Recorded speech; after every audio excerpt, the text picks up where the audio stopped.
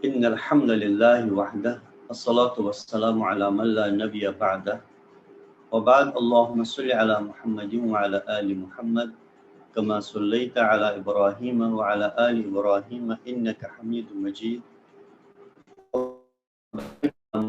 وعلى آل محمد كما باركت على إبراهيم وعلى آل إبراهيم إنك حميد مجيد رب اشرح لي صدري ويسر لي أمري واحلل عقدة من لساني يفقه قولي سبحانك لا علم لنا إلا ما علمتنا إنك أنت العليم الحكيم بسم الله الرحمن الرحيم. By the grace of Allah subhanahu wa ta'ala, we are going to start another session, which is destructive flaws. Destructive flaws of what? Destructive flaws of nafs. And in this module, or in this chapter, is the third chapter of our book, Minhaj Al-qasidin. This chapter is immensely important because all the prohibitions which we can see, the spiritual prohibitions which are connected to the nafs, the human heart, that do fall into this category. So in this chapter, we'll learn some of the important things which we need to avoid at any cost.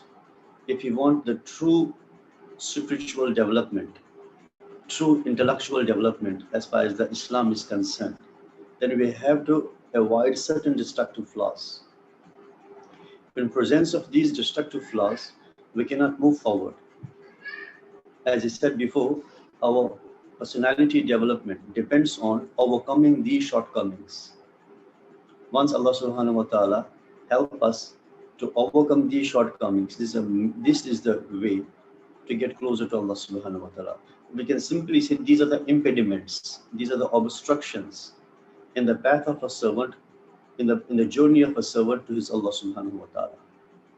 So in our journey to Allah, there are certain impediments, there are certain obstructions which doesn't want us to get close to Allah subhanahu wa ta'ala. So without knowing these impediments, we cannot overcome them. So the first stage is stage of knowledge, that we need to know what are the impediments.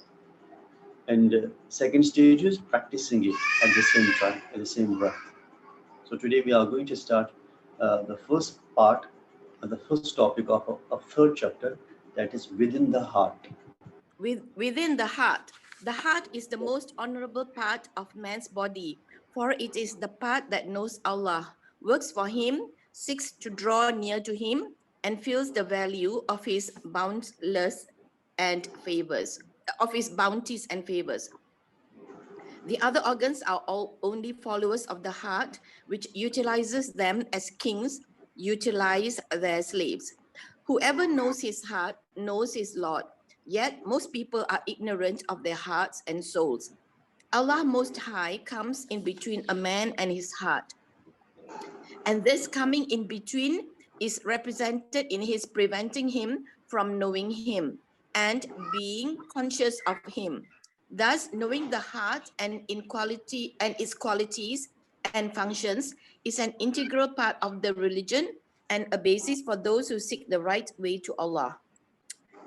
The heart is prepared to accept guidance with regard to its nature, but it may not accept it with respect to its desires and wishes. In this way, the heart remains a field of struggle between angels, that is the soldiers of good, and devils, that is the soldiers of evil, until it chooses either of them, and then the chosen party settles therein, while the heart still have to resist the other party. The only way to get devils, the soldiers of evil, out of the heart is to mention Allah, as they cannot remain in a place where Allah is mentioned. Allah the Almighty states, from the mischief of the whisperer of evil, who withdraws after his whispers. An-Nas, verse 4. The heart is like a fort, and devil is like an enemy who seeks to enter this fort to own and control it. The best way to protect a fort is to safeguard its gates, and none can safeguard its gates except a person who is well aware of them. By the same token, no one can push Satan away except one who knows the means that Satan uses to penetrate the thought of his victim. Satan's means of penetration are man's qualities, which are so many, but we are going to mention only the odious means, which are much and always used by soldiers of Satan. Among these heinous means are envy and covetousness. Once a man covets something, his desire blinds the light of his heart, with which he would recognize Satan's evil means of penetration. Satan finds more support if this covetous person is envious, as this enables the former to make good in his eyes everything that may help him to satisfy his desire, no matter if it is abominable or offensive.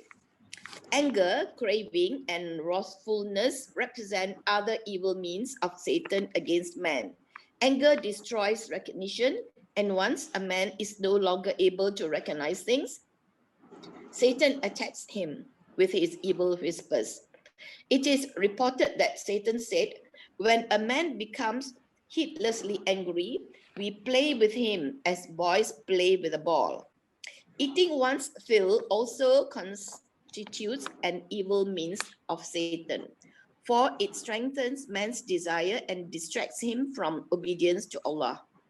There is also haste, about which the Prophet, peace and blessings of Allah be upon him, said, "Haste is from Satan and deliberation is from Allah, the Almighty," reported by Al-Tamizi. Thank you Okay, very thank much. you. Thank you. Jazakallah, Sarah. Welcome.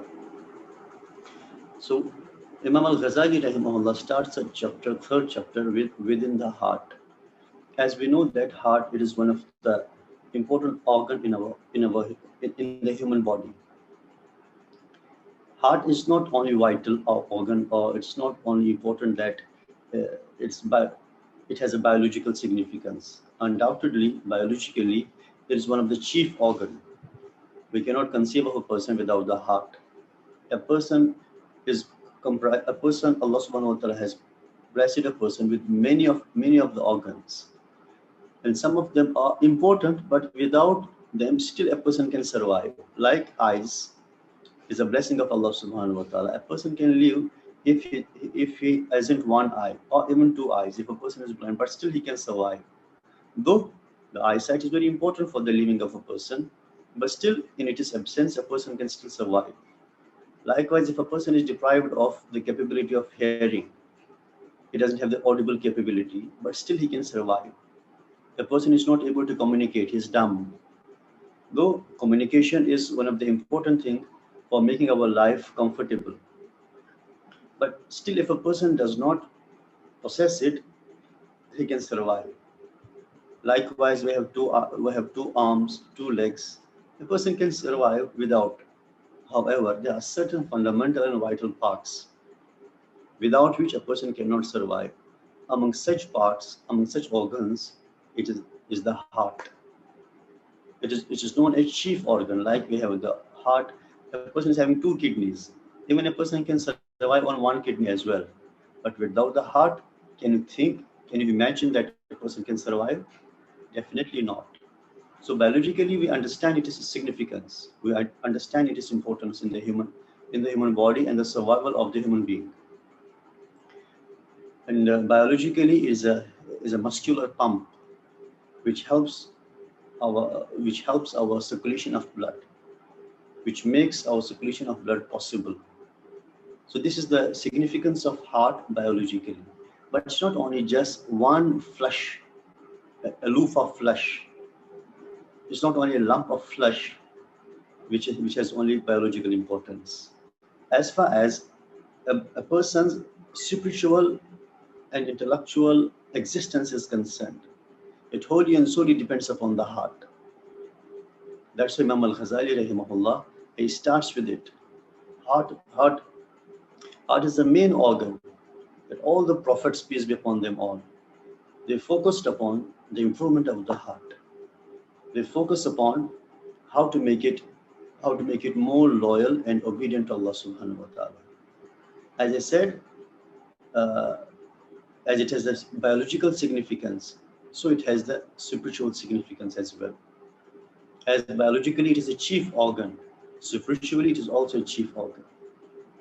So most of the people, they recognize it as biological significance, but at the same time they ignore or neglect its spiritual significance. Its example is that of a king, which Imam Al-Ghazali says, rahimahullah, uh, when the king orders his commands, when he gives his commands, so all the soldiers are supposed to follow this command. They're supposed to adhere to this command. The same is case of the heart. It's a king.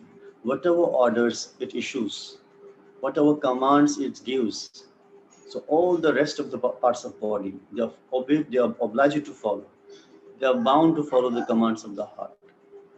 That's why you see, you may experience this thing when you feel desire in the heart to perform any worship. If it is tahajjud or any difficult worship, if heart is readily motivated to perform this, you will find that all the organs, they are readily motivated to follow the command of the heart. There'll be no any reluctance, there'll be no any resistance on the part of other organs. On the other hand, if heart feels reluctance to perform any form of ibadah, any sort of ibadah, if heart feels reluctance, if heart is not ready to perform that particular ibadah, you'll see its impact upon other parts, other limbs. You'll find that other organs, they will feel automatic reluctance emerges over there. So that's why heart is very important. Heart is a king. If king is captured, the whole kingdom is captured. But if it is out of the limits, then a person is pushed into the valley of disobedience, and there he doesn't know any bounds, any limits. That's why we need to focus upon the heart very importantly. Our first two chapters, the chapter of ibadah and chapter on customs. So that's our, we can say, our external dealings, our explicit dealings. But now comes the important part, that is our implicit thing, which we cannot see even of our own, which others cannot see. It is all hidden. It is hidden within the heart. So heart is immensely important. And those who recognize the spiritual significance of the heart, they then try to first of all identify what are the diseases. When a person goes to the doctor, what is the main job of the doctor? First of all, when a patient goes to the doctor, what is the main job of the doctor first? That's about Dr. Fozia. And others also, I ask you the question, but it's directly related to your profession. So what is the first responsibility, or what is the first approach of the doctor? First, do no harm. First, do no harm. That's our motto. Yes, the motto is to find out the disease first, to locate the disease. So what are the disease? What is the nature of the disease? What could be the possible cause of the disease? So the first thing is to identify the disease. Then it is easier for the doctor to provide the medication. But if the cause is not known, it is very difficult for the doctor to provide the medicine, to provide the medication. So the first thing is to know the cause of disease, to know the disease itself. That what is the disease, what is the ailment the patient is suffering from. Same applies to the spiritual realm. That first of all, we need to know the disease of the heart. Then we can find out the medicine. We can find out the medication appropriately for it. And there are certain diseases whose cause is unknown. If I'm not mistaken, medical terminology, they are known as idiopathic disease. Is it so? Idiopathic. Yeah, yeah. So idiopathic disease are those diseases, they occur in the human body, but the reason not known. What is the reason? What is the main cause? There are possible, there are many theories, many possible theories, but not the certain one. So those, and when a person suffers through such disease, which are idiopathic in nature, which are whose cause is not known, so it is very difficult for the doctors as well to suggest the medication because the cause is not known. Likewise, same thing is the spiritual part. As I said, the heart is immensely important. Prophet Muhammad sallallahu ta'ala alayhi wasallam said in one of the hadiths, "Ala wa inna fil jasadi mudghah." Know that there is a piece of flesh in the human body. Mudghah means a piece of flesh. Ala wa inna fil jasadi mudghah. Beware, let it be known to you that there is a piece of flesh in the human body. فَإِن صَلُحَتْ صَلُحَ الْجَسَدُ كُلُّهُ. If it is set right, the whole body is set aright. وَإِن فَسَدَتْ فَسَدَ الْجَسَدُ كُلُّهُ. If it is corrupted, the whole body is corrupted. Then Prophet said, sallallahu ta'ala alayhi wasallam, أَلَا وَهِيَ الْقَلْبُ. You must know that it is qalb. You must remember that it is heart. If heart is rendered good, the whole body is rendered good. If heart is corrupted, the whole body is corrupted. The corruption of heart is reflected through other organs of a person. The eyes will cross the limits of Allah subhanahu wa ta'ala. The ears will cross the limits. The hands will cross the limits. The mind will cross the limits. Each and everything will cross the limits. But if heart observes the consciousness, God consciousness, if it is full of fear of Allah subhanahu wa ta'ala, it is full of taqwa, as Prophet sallallahu ta'ala alayhi wa sallam, at-taqwa ha-huna. At-taqwa, Prophet sallallahu ta'ala alayhi wa sallam intimated, he showed towards, he addressed it towards his blessed heart and said, at-taqwa ha-huna. Taqwa lies therein. Taqwa lies therein. So taqwa lies in the heart. And when heart is full of taqwa, it is reflected through the eyes of a person, through the ears of a person, through the speech of a person, through the actions of a person. So both the things are reflected through the actions. Whether a person is good or bad, it is reflected through the actions of a person, because actions are representatives of the heart. Actions are representatives of the heart in a way that if a heart is good, the actions will be definitely good. If the heart is bad, the actions will be bad. That's why all our scholars, as I said before, all the prophets, they focus upon the heart. The main seat of learning is heart. Seat of corruption is heart. Center of Allah's love and the love of dunya, it is heart. Center of getting the high stations in the Jannah depends upon the heart. And achieving the depths of the Jahannam, may Allah subhanahu wa ta'ala protect us all, also depends upon the heart. So heart is very important. Imam Al-Ghazali says, rahimahullah, whoever knows his heart knows his Lord. Actually, there is also another well saying. It is another quotation is, "Man arafa nafsahu faqad arafa rabbahu." Whoever recognizes his nafs, his own soul, he recognizes Allah subhanahu wa ta'ala. That's not the hadith. That is one of the good quotation of some scholars say it is Junaid al-Baghdadi rahimahullah who said this. So whoever knows his heart knows his Lord.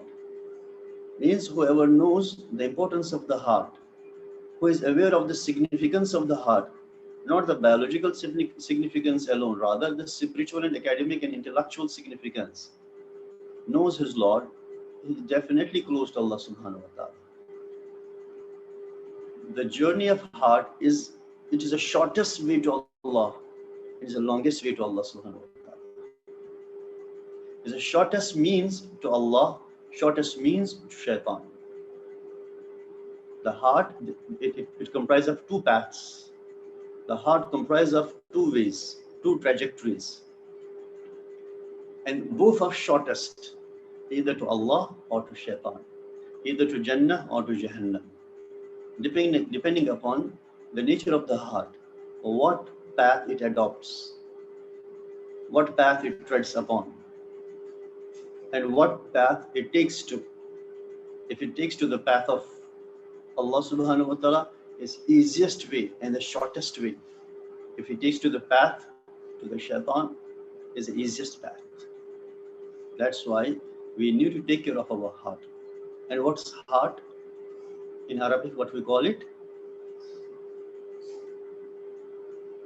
Qalb. It's called qalb. Qalb. But it's with qaf. Qalbun. Qaf. Qalbun. Not with kaf. If it is with kaf, kalbun, then it means dog. So there's a difference between kalbun and qalbun in pronunciation. So qaf and kaf. Kalbun means dog. Qalbun means heart.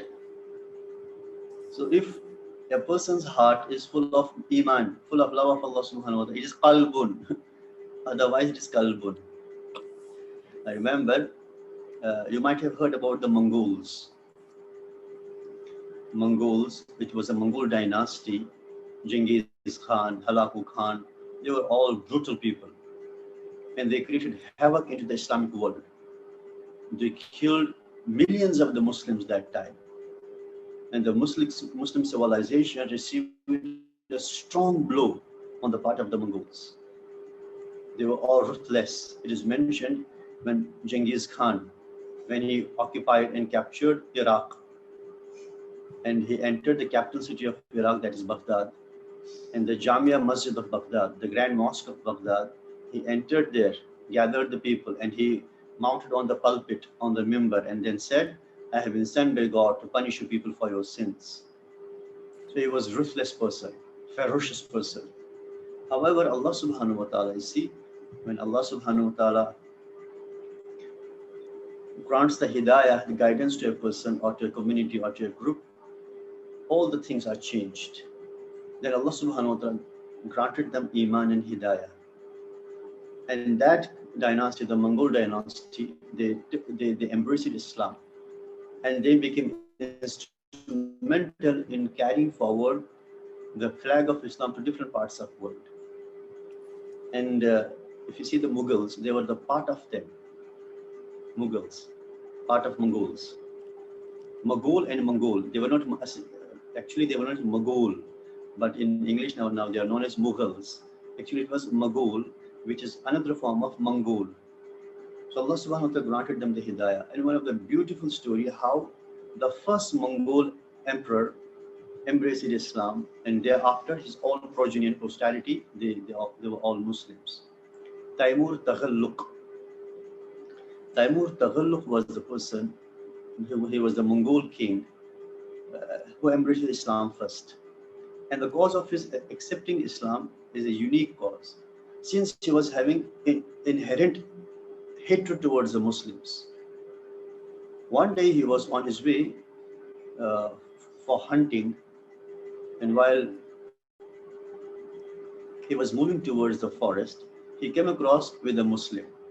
And that Muslim happened to be Sheikh Jamaluddin Irani rahimahullah, one of the pious person. When he saw him, Taimur Taghalluq became very angry. He saw him and he called upon him. And Sheikh Jamaluddin rahimahullah came near to Taimur Taghalluq. He asked him, who are you? He said, I am Jamaluddin. And he said, are you Muslim? He said, yes, I am a Muslim. And Taimur Taghalluq was so furious against the Muslim. He said, dogs are better than the Muslims. I hate the Muslims. Dogs are better than the Muslims. Sheikh Jamaluddin rahimahullah, actually I said before that Da'i, the preacher of Islam, the propagator of Islam, must be very humble and soft nature. He should not be easily tempted to the anger. Sheikh Jamaluddin rahimahullah stopped, waited a while, and then said, "Lawla an hadana Allahu ila al-Islam, lakunna adalla min al-kilab." If Allah subhanahu wa ta'ala hadn't guided us to the Islam, then definitely we were more worse than the dogs. If we hadn't the Islam, then we would have been more worse than the dogs. And this hit the heart of the Taimur Taghalluq. This was the first strike upon his heart. He stopped what he said. What do you mean by that? If you were not Muslims, if you were not blessed with the Islam, you were worse than the dogs. He said, "Calm down." He dismounted off his horse and sat before the Sheikh. And since Sheikh began to describe the beautiful religion of Islam to him, that Islam, it's actually is awareness of your existence, and it provides you the awareness of your own creator. He defined the Islam to him, and he became so impressed at that moment. But that time, he was not the full-fledged king, rather he was crown prince. And he was readily motivated to accept Islam over there. But he said to him that, Sheikh, uh, to carry forward the larger benefit of this Islam to the people, I think it's not the befitting time for me to embrace Islam. Rather, I wait until my father makes me the king. I take position of my father, because that time he was crown prince.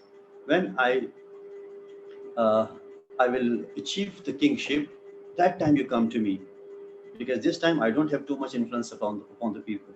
But that time I will be having all the authority within my hand. Sheikh Jamaluddin Irani rahimahullah asked him, actually this is the part, that if we were not blessed with the Islam, then we would have been worse than the dogs. Why? Because the dogs, they are the animals. The only existence of these animals is to fulfill their biological needs and nothing else.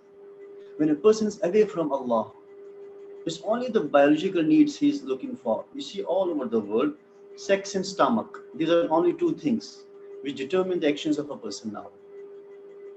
The sexual desires and the delicious food and precious clothes. This is all biological things. That's what Sheikh Jamaluddin Irani Rahimah told him. It is, a heart is very important. If our heart is not close to Allah subhanahu wa ta'ala, then it's worse than the dog. Actually, I am making the difference between qalb and qalb. Qalb means the heart. Qalb, the dog. So qalb becomes qalb when it is away from Allah subhanahu wa ta'ala. Even many a times worse than the dog, as Allah subhanahu wa ta'ala says, "Ulaika kal an'am," they are like the animals. Bal hum adal, even more worse than the animals. Even more far away from Allah subhanahu wa ta'ala than the animals. Then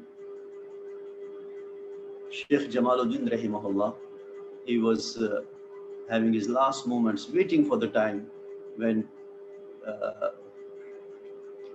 Taimur Taghalluq is taken to the throne. However, he could not see the time. In his lifetime, he did not become the king. So he gave wasiha, he made a will to his son, Sheikh Rashiduddin Irani rahimahullah, and told him that I'll give a bigger amanah to you. I'm going to forward a trust to you, and the trust is that whenever you come to know that Taimur Taghalluq has become the full-fledged king, you go to him and remind him of me, that you met a Sheikh Jamaluddin, I am his son, and I have come to remind you to fulfill your promise. It's mentioned that when he became the king, he searched for the Sheikh a lot, but he couldn't find him. Sheikh Rashiduddin rahimahullah, at that time Sheikh Jamaluddin had passed away. And Sheikh Rashiduddin, he heard that Taimur Taghalluq has become the king of Mongols. So he wanted to see him, but he was stopped by the soldiers. Now the king Taimur Taghalluq was inaccessible. It was not easy for a person to have access to him. Now he was thinking, how can I get access to him? It's early in the morning,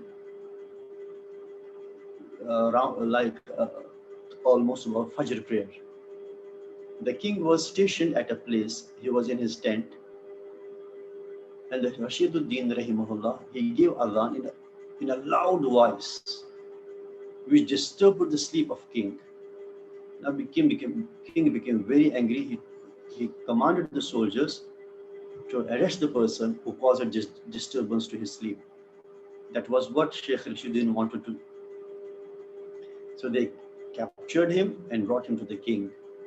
Firstly, Sheikh Rashiduddin rahimahullah, he expressed his apologies. He said, actually, this was the only method for me to have access to you. So I'm son of Sheikh Jamaluddin. When he heard the name Sheikh Jamaluddin, he was quite surprised. And then he welcomed him and received him with honor and dignity. Then he said to him that you have made a promise with. He said, yes, I was trying to find the Sheikh, but I couldn't find him. Then he reminded him of the promise, and then it was on the hands of Sheikh Rashiduddin rahimahullah, he embraced Islam. Actually, it is if the position of heart is changed, the entire outer world is changed. Preferences are changed, priorities are changed, tastes are changed, desires are changed, likings and dislikings are changed. This all depends upon the change in the heart. If the heart receives the good changes, you find out that now the preferences will be different, priorities will be different, likings will be different, dislikings will be different. But on the other hand, if heart is fully corrupted, there are different priorities, preferences for a person. So it is very important to address the heart. If you don't address the heart, then it is spoiled. It's totally ruined. And the true development, personality development of a person depends upon the development of the heart. It's just the plowing field, cultivative field. Whatever seeds you sow over there, such will be the same will be the outcome. The crops will be the same. If we sow the seeds of good, we will cultivate the crop of the good. If we sow the seeds of bad into the heart, the crop will be altogether same. There will be no difference. So heart is immensely important. And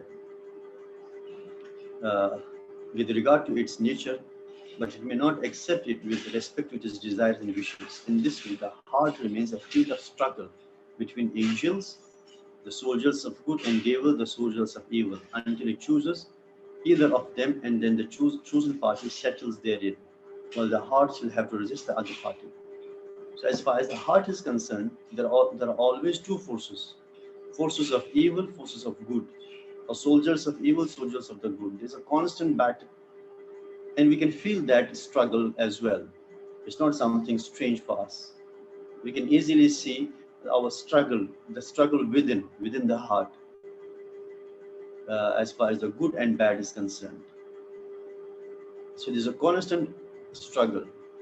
However, and both the forces, they need the food. They need to be strengthened. Obedience to Allah subhanahu wa ta'ala is a food to the forces of good. Obedience to Allah, the worship to Allah alone subhanahu wa ta'ala, it supplies the nourishes food to the forces of good. On the other hand, disobedience to Allah subhanahu wa ta'ala, just loyalty to Allah subhanahu wa ta'ala, it provides the food to the forces of evil. Now it depends upon us what food we provide to these forces. So we have to starve one party. If one party is starved, they are hungry, they are weaker. And the other party, who we provide the food, it gets stronger. So we need to provide the food to the forces of good so that they overcome the forces of evil. We need to supply the proper nourishment to the forces of good so that they can subjugate the forces of the evil. But on the other hand, if we are not able to provide the sufficient food, sufficient nourishment to the forces of good, then forces of evil get stronger. They get stronger and stronger until they overcome. Though they cannot wipe them out, but they overcome them. Once they are subjugated, the forces of good are subjugated, a person develops the desire for the disobedience to Allah subhanahu wa ta'ala. His preference is always to fulfill the desires of the nafs, desire of the soul. When the forces of evil take over, the person feels his priority become how to satiate the nafs, how to satisfy the nafs. So gratification of nafs becomes the sole objective of life. So what he's always pursuing, what he's always seeking is to gratify his nafs, to satisfy his nafs. And wallahi, there is no limit to satisfaction. It's not that a person performs one sin, 2 or 3, 4, 5, then he feels now there's no need. More you give it to it, more it develops the greed for it. As far as disobedience is concerned, more disobedience we provide to the heart, more it asks for. There's no any stage, there's no any limit at which it says, enough, I don't need any more. But shaitan makes us to think like this way, if you do this now, after this, no more need. But wallahi, there is no end to it. There's end to our life, but not end to the desires of a person.